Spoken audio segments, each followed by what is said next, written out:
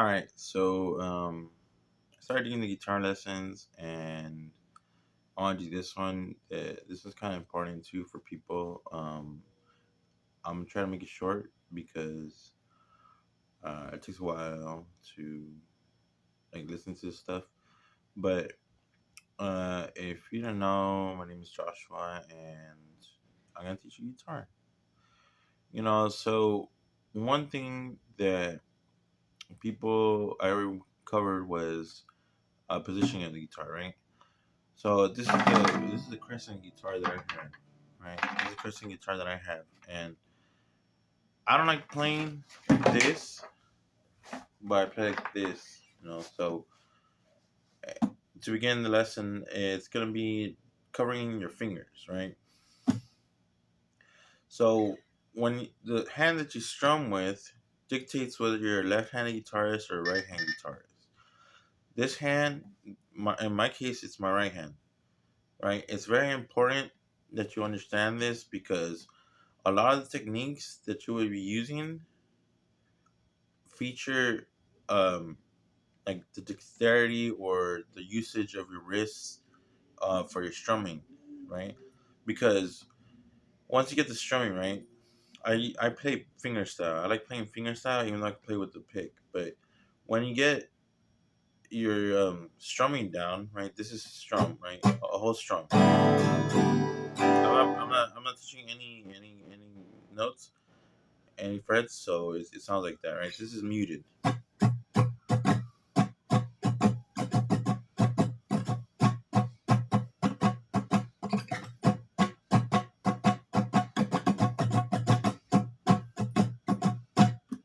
All right, so what you're gonna want to do is you're gonna have to use this your hand, your strumming hand, in conjunction with your fretting hand.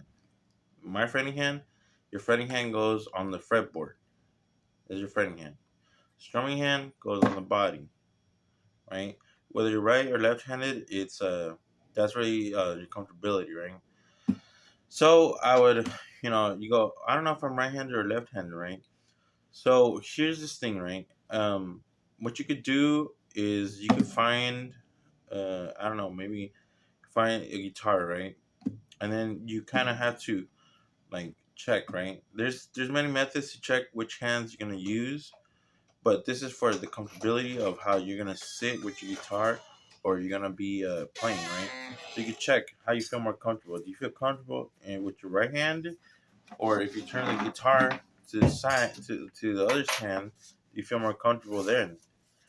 People there's people that you have some trade offs, right? So there's there's certain trade offs. There's this one trade off that's very important to a lot of guitarists, which deals with the fretting hand, right? What you could do, so you don't go around doing dumb stuff and making up a messed up lifestyle for your guitar playing. You could you could sacrifice your strumming for your fretting, right? So in my case, my dominant hand is my right hand, right? So your dominant hand could become your fretting hand if you want to sacrifice your strumming techniques, right? In this case, it's gonna take you a lot more time to learn strumming than it is gonna take you to learn fretting, note playing. And that's kind of where it becomes difficult because you sacrifice, like, even if you like in the case in normal cases, right? Even if you don't sacrifice the strumming hand, you can still play pieces without having such dexterity in your fingers, like shredding and stuff like that. You can still play, right? What happened? Yeah, you could use a lighter. Yeah, so you could have you have a like it's a shortcut, but it's also like it burns you because then you have to focus on your non-dominant hand to strum the strings, right? And it becomes difficult once you get into complicated strumming patterns because your brain or something will process it different and you might mess up in the strumming unless you get good at it, right? So that's something that you got to consider when you're gonna pick up and play guitar, right? Next thing is I gotta label the fingers, right? Your fingers, because I did take up, you know, to try to improve my guitar playing and learn how to sight read. I took up a sight reading course at a community college, right? And I picked this up from them, right? Is that um, they have your fingers are designated a certain um, letter acronym when you go into sight reading and stuff like that. So it follows the same thing, right? On your left hand or your fretting hand, from going fanning out from your thumb to the rest of the fingers is called pima, right? Your thumb has a different letter, but with your fretting hand, you're not gonna really worry about your thumb versus your strumming hand if you're playing fingerstyle, right? So it goes pima, Pima, where the A ends at your pinky, right? And it goes for it vice versa on the right hand, on your strumming hand, except with your thumb. You know, your thumb gets like a T or something like that. So, and your strumming hand is Tapima. you know, but to simplify it, right? So you're not really worried about the stuff. I'll just label them by numbers, right? Your thumb is not a number on your fretting hand, and goes fretting out from your thumb. Goes one, two, three, four. Right? Those are the numbers that I'll technically, right? On your strumming hand, if you're doing fingerstyle, I still keep it one, two, three, four. But your thumb gets like maybe like a zero, right? So it goes zero, one, two, three, four, right? So when you start like strumming, when you start with your fingers, like try and learn how to strum with your fingerstyle, like there's things you can learn, right? So first I explain with the pick. With the pick, what's gonna be most important is you actually being precise into hitting the string and strumming it good enough. So you're gonna have to learn strumming techniques when you do the pick, right? So for example, I'm gonna just play the A chord, right? This A minor, right? To be more specific, an A minor chord, and I'm gonna strum. So there's different styles of strumming, right? You could strum down, down, down, down, or you could change it up and strum down, up, down, up, down, up, or change the pattern between downstrokes and upstrokes, right? So to demonstrate, I'm gonna downstrokes. This is downstrokes,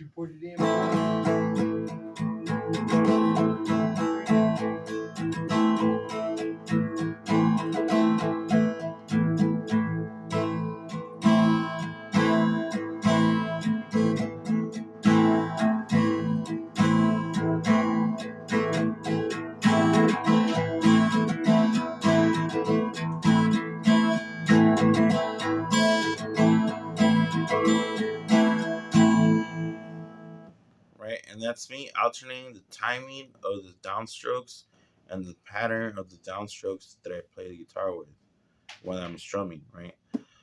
Using just the A minor chord. But eventually you mix it up because the upstrokes are gonna make your downstrokes and upstrokes are gonna make your playing a lot easier. This is goes the same thing with the pick, right? So I'm just kind of demonstrating the pick version, right?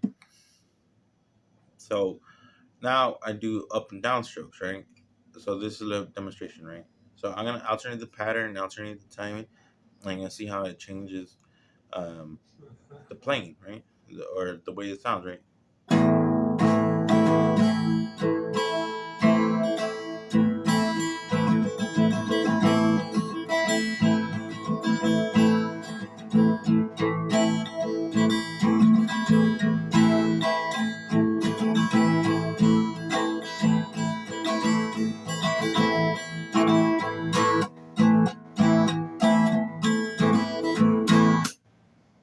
Right. So it changes. You got to remember on the upstrokes, you're gonna hit. It's gonna sound different, even though you're playing the same chord, because you're gonna hit the top strings first before the bottom string. Right? These, when the guitar going down the strings is making the movements towards you, because the bottom strings are the strings with the heavier tone over the deeper tone. and the Yeah. top strings are the Never strings been with the bad. lighter tone, the higher tone. So yeah. So when like right without using the chord, right? If I strum up, it sounds you hit I hit the light notes first, the light strings or the top strings, and changes the dynamic of the sound of the chord. Now if I hit it downstring, a downstroke, see how you kind of notice how it changes, right? So downstroke, upstroke,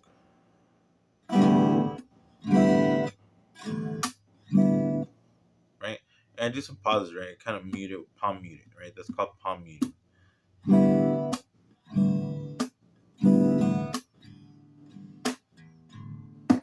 Okay, so that's a little bit thing, right?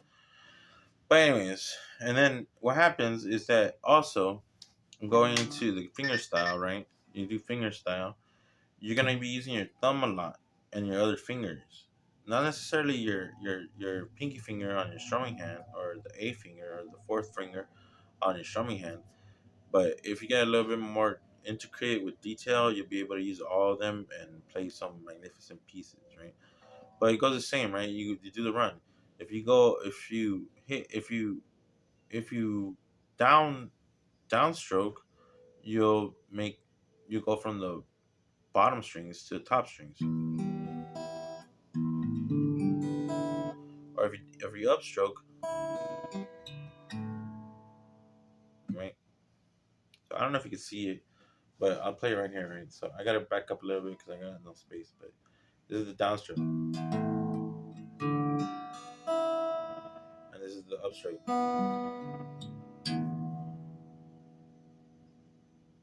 right? It sounds dramatically different, even though I'm not putting anything on the fret. I'm not hitting any notes on my fretboard. So yeah, that's why you're gonna be practicing this stuff a little bit later. But now I move on to the fretting hand. Yay, fretting hand notes. Okay, so now with your fretting hand is how you're gonna hit the notes. The notes start in open. They start open notes. These are called open notes. When you hit the string and the tune to the standard tuning of E A D G B E, starting from the bottom strings going to the top strings, E A D G B is the standard tuning. So when you hit the strings, it goes E A D G B E. That is open string standard tuning downstroke. Okay, and yes, the top string and the bottom string are tuned to the same note. They play the same note, just different pitches or different frequencies. So if you hit both of them at the same time, they can resonate with the same sound, same note. But you hit them separately, right?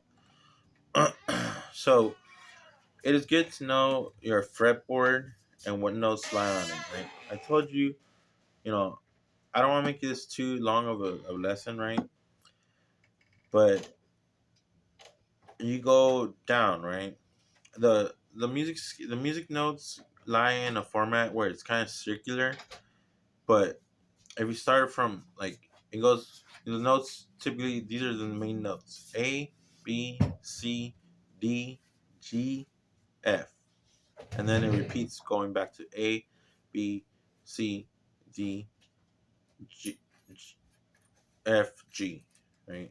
It repeats, except at different frequencies, so the notes sound higher or lower.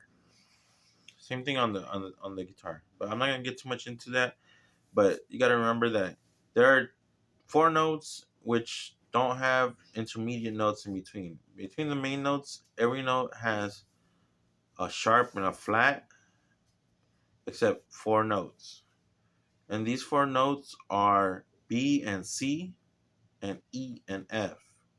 In between B and C and E and F, there are no sharps. Like if you go from B to C, you're not gonna go B B sharp, B flat, or C flat. No, you're just gonna go B and jump to C. Oh, the same goes for E and F, right? You're not gonna go E, E sharp, and F. You're gonna go E, F. You're not gonna go from F to E, going F, F flat, and E. No, you're gonna go F to E. Same thing with B and C, C to B, right? So those are the only notes, and then you go across, right? The flats and the sharps are like they call, I forgot what they call, they call them a specific name, kind of like semitones or something like that. Dual tones or complementary tones, because it's very complicated when you get into flats and sharps, and that's more advanced, and I don't want to get that advanced on this in this video, because I was just gonna talk about the strumming and the fretting hand.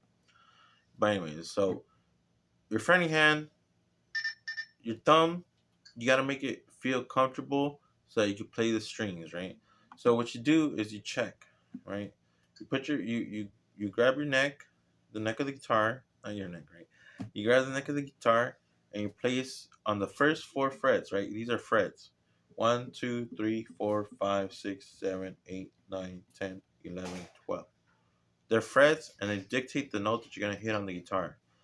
So we're starting to for an example, right? Go E, the bottom E string, which is the deepest sounding one, closest to you. Goes E, F, F sharp, G, G sharp, right? And these four, 1, 2, 3, 4, these four frets are what's considered the first position. You move up another four, you're in second position. You move up another four, you're in third position. So what you do is what you want to make sure is that you don't want to have to move like hit, you want to be able to hit the in the fourth position on all the strings in order 1, 2, 3, 4. So I'm gonna stop right now because my roommate's in here and he wants to watch cartoons. So that's pretty much it. Hope you enjoy. Like and subscribe, pass it on, and I'll make another video. May I speak to Fred Flintstone, please?